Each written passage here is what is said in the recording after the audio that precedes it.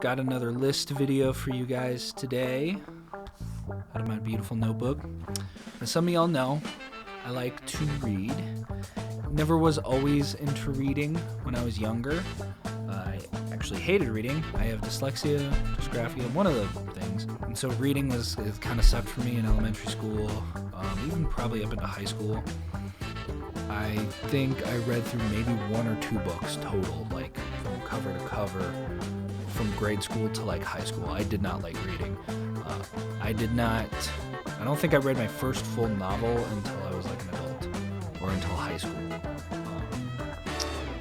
I started reading some nonfiction as an adult and just fell in love with reading. And I think it was the 4 Hour Work Week was the first one. I was watching a lot of YouTube, self-improvement stuff, and so I started getting into self-improvement, personal growth, personal finance, all of those types of books. And now I read fiction, nonfiction, a little bit of everything. And so today I wanted to talk about some of my favorite books. So, just gonna go in a list. Again, this isn't like a top 10. I mean, I think I made it a top 10. I think I picked like 10 of my favorite books to talk about today, but some of my favorite books. But again, this is just like my top 10 drummer video. This is not a ranked video. This is just 10 of the books that came to mind first. There is a rule to this one. There is a little caveat. I have to have finished the book, like cover to cover complete. It can't be one that I'm like currently reading or I read through a bunch of things and then summarized. I want to like be one that I've fully read so I can tell you for a fact it's good, I liked it, that kind of a thing. So some honorable mentions are ones that I'm excited about reading that are like coming up, ones that I've read through a lot of but maybe haven't fully finished. Without further ado, let's get into my list. So number 1, have Atomic Habits. It shows up on everybody's top 10 for a reason, or like top best books, best sellers. James Clear, Atomic Habits is it's such a helpful book. I've read it through once. I even started another book club where we were going to read through it. I think we got to like chapter 4 and then life things came up and we haven't been able to finish since. We had like a workbook we were doing with it, but it's one of the most helpful books. Like what you'll realize with a lot of nonfiction is that you can read through like half of it and you've got pretty much the whole book. Atomic Habits, like cover to cover, super useful stuff right there. Peak Performance is a book by Brad Stulberg. I think that's how you say it, Stulberg, and Steve Magnus. It's one I read a little while ago, but it was just super helpful. It talked about like professional athletes or mathematicians or people that are just like at the top of their game and whatever it is that they do, and just kind of talking about what drives their success and what types of things are super useful and helpful to achieve that level of success. I've learned a lot of like deep work to be in like really, really deep intentional work, and then a lot of like mindful and very, very intentional rest periods. So learning to like rest correctly is a big one that I learned from that book. Number 3, I have The Artist Way. It's a book that my friends Alita and Ari introduced to me and my wife Vanessa, and we even did a book club for all 12 weeks of it. Super amazing book. Don't even have to be an artist necessarily in like that creative aspect of a career or anything like that, or you can be anybody and read this book and still get a lot out of it, with the daily pages and writing as well as all the assignments that are in the book. It's more of a workbook, so I know I've talked to some friends that have done it before and they didn't really get into it with all that, but I think because I did it in a book club, it really facilitated a lot of those assignments, and the accountability of all of that helped out a lot. Number 4, I have The Daily Stoic. It's the first book I read on Stoicism and stuff that I think a lot of people do. Ryan Holiday wrote that one. He's written a bunch of books that are really good. I've read a couple. That was the first one that kind of introduced me to Stoicism and things like that. I think I heard it on a podcast probably, and was on a list, and it was sat on my Amazon list for forever, and so I read through it, and I love the aspect of it being a daily meditation thing that you get to do and journal every day, just like the Stoics did. And if you want a kind of like easy introduction into Stoic philosophy, it's kind of like a little daily bite-sized fun little thing to do, to read through and kind of consume.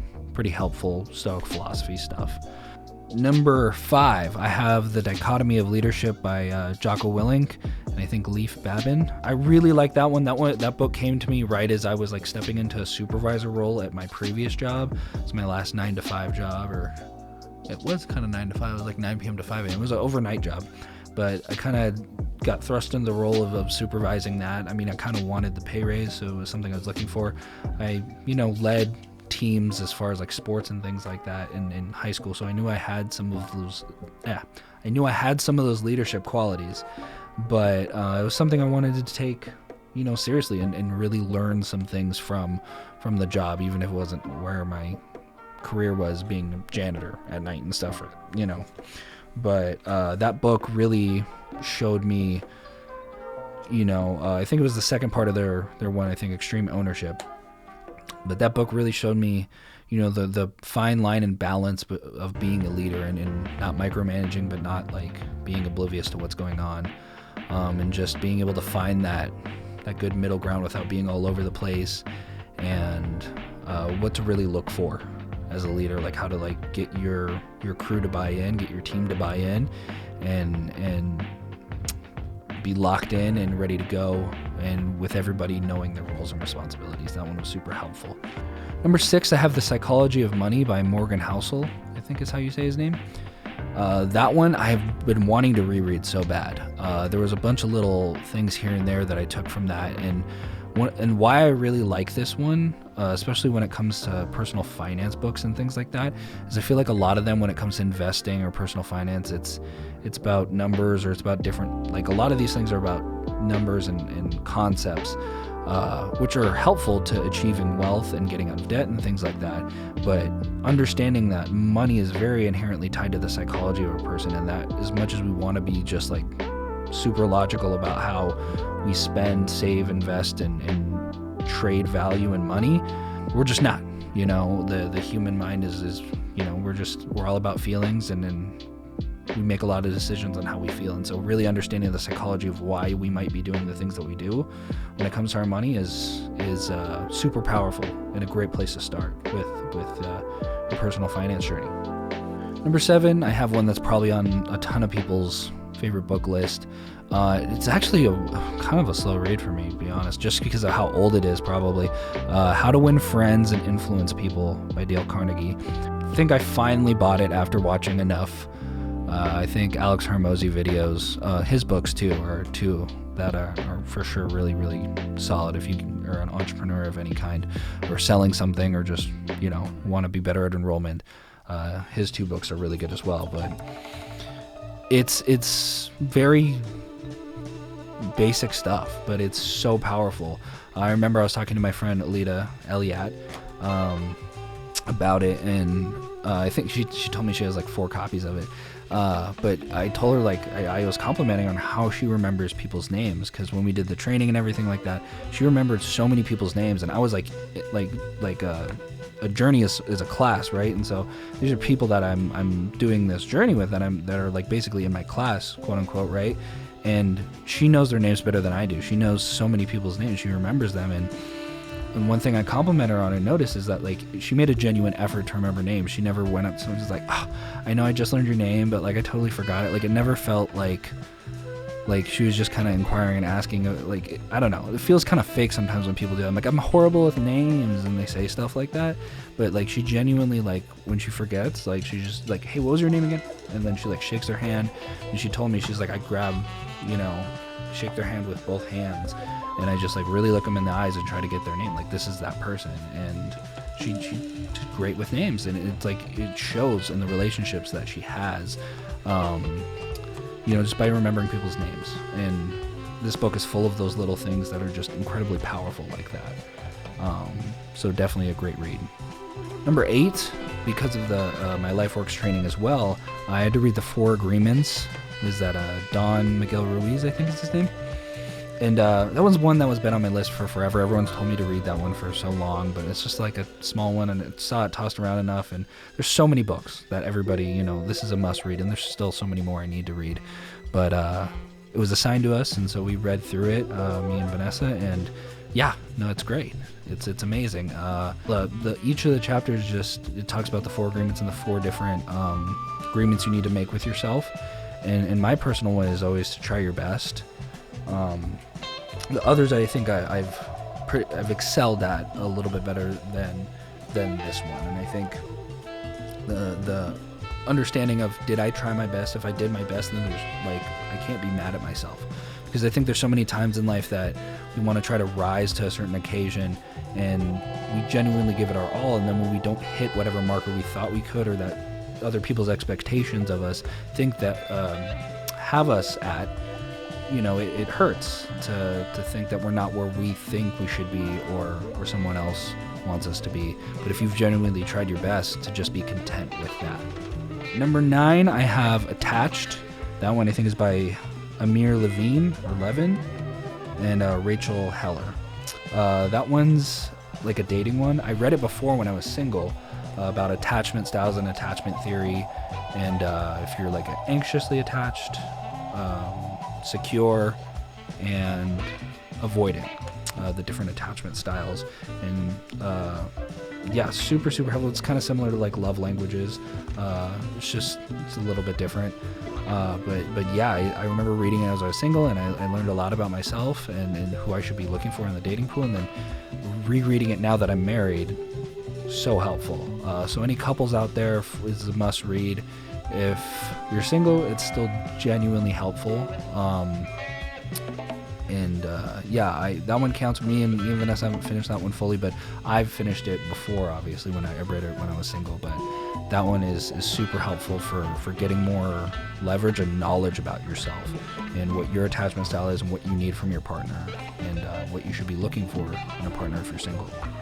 Number 10, I have Never Split the Difference. I wanted to cover like psychology, relationship, money, like a bit of everything. Because again, this isn't like a ranked list of any kind of whatever, right? I might do one on fiction because I read more fiction now as well too, so who knows. But Never Split the Difference. Just trying to get better at that skill, and honestly, through LifeWorks and some of these other things, and through books like that, it really just goes to show you that it's like, it never has to be a versus when it comes to negotiation. There's always other party things, other things that can get involved. I mean, hell, if you look at NBA trades or sports trades, it's typically like 3 teams or 4 teams. Like, there's different things going on. And so by getting to understand and deeply understand what the other person needs when they come to the table, you can almost always certainly figure out a deal that works. So whether that's business, personal, relationship stuff, or in his case, being an FBI negotiator, it was a super interesting book. That's another one that's been a while since I've read, so I'd definitely love to take another deep dive into that one for sure. Of course, just like Watch Mojo and every other thing, I have to have some honorable mentions because, I mean, again, I can't just make an exhaustive list. It would just be so long, right? My bookshelf is huge. So these are just some that I'm excited about reading coming up, or that we've kind of hopped into, that I'm excited about that I haven't quite finished yet. The Creative Act, A Way of Being, I think is the name of it. Creative Act, A Way of Being, I think, yeah, by Rick Rubin. That one I'm like halfway through. I've been reading that one for like the past 2 years, and just like, there are little chapters here and there, but there's just so much little things. And pairing that one with The Artist's Way especially, so helpful. You don't have to be a creative person, like a creative type, to read this book. It's so interesting. Yeah, I mean, I could talk about that one for a while. That one was gonna be on my list for sure. It's just again, my rule, I haven't finished it yet, so. But I can only imagine that the second half of the book is gonna be just as good as the first half. Another one I have is Ikigai. I remember hearing about the concept, I forget where, but it came up in enough different people's stuff. I'm like, what is this thing? And I looked it up, and I thought it was so interesting. And I read through like a couple of chapters of it, but I didn't really finish it because like some of the it didn't really cover what I thought it was going to. But it's still a good read as far as I got in. I think I got a quarter of the way in. But it's one I've been wanting to restart with Vanessa, and that one's super interesting. Loma Linda, where I was born. It's one of the blue zones in there. Do I eat like most Adventists who live long do? No, but we made it on the map, guys. Yeah, that one's super interesting for it's like a Japanese philosophy of trying to find your passion, your vocation, I forget what the things are, but it's like if you just look up ikigai online, you'll see like the graph that's on there, and it's super interesting to think about and just kind of mull over in your mind, especially if you want to find a little bit more meaning in your life and what is it I'm supposed to do, right? I think especially nowadays people are pretty lost when it comes to direction in their life, and so this one's a good read to kind of like think about a deeper purpose for your existence, I think. Money for Couples. Ramit, the guy that wrote it, he runs a podcast that I guess, or he also has a show on Netflix. I have not seen either of those, but I remember seeing the book on the shelf on Barnes & Noble. I'm like, this is perfect for us. We've been talking about personal finance, and I've read a lot of personal finance, but being married now, it's a different ball game. And me and Vanessa have been reading it. We're not too far into it. That's why it's not on this list, but so far it's been super helpful. It's not just about like, again, concepts and things like that in the psychology of money one. It's what type of money person are you, in the conversations that you have. It ties into a lot of different things, but if you're a couple and you want to get your personal finance stuff together as a couple, it's another must read, at least so far. And I'm like, we're chapter 4, we're not even that far into it. Okay, another one I have on there, meditations, yeah, plural, meditations by Marcus Aurelius. That one's just a Stoic staple that you have to read for sure if you want to get into Stoic philosophy. It's one that you'll see recommended a million places, but again, that one didn't make the list because I haven't finished it. I've read through a lot of different sections of it, but haven't fully finished it. Super interesting. It's a personal journal that Marcus Aurelius wrote to himself. He was one of the emperors of Rome. It was just him like reminding himself of, just different values and stuff. It's just him. It's just a journal. It's a diary, bro. But it's just super interesting because it was meant for him. It was meant to keep him on his shit, and it's super helpful and inspiring. And give it a read. Definitely learn a lot with that. That is my book list of some of my favorite books that I love. That is not an exhaustive list. Obviously, there's a ton more that I've looked through and read and probably own but haven't read yet. I like to read books almost as much as I like to buy them. So a lot of books just not being read quite yet, but we'll get on it. Anyways, leave a comment, like, subscribe. Tell me what your favorite books are. I'd love to hear it in the comments below. And love some good book recommendations. And we'll see you guys next time.